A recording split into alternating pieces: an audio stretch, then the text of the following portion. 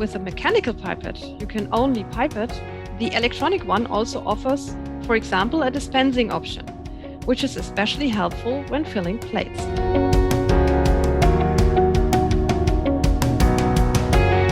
This graph shows the result of a study focusing the random error of pipetting at different volumes.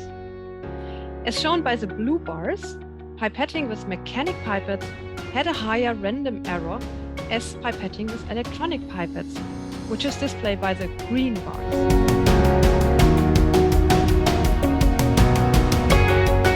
An electronic pipette ensures pipetting with a very low speed, with an even liquid movement and in a reproducible way.